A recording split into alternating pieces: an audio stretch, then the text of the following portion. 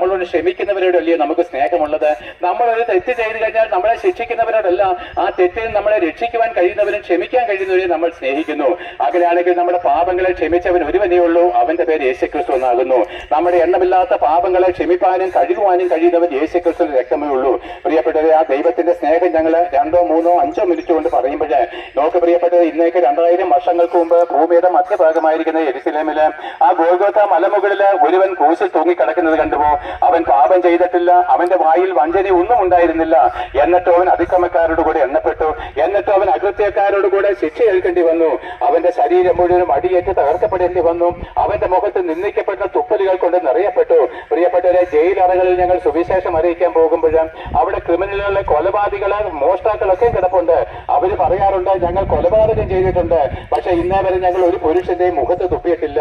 എന്നാൽ ആകാശത്തെയും ഭൂമിയെ സൃഷ്ടിച്ച ദൈവപുത്രന്റെ മുഖത്ത് തുപ്പുവാൻ തക്ക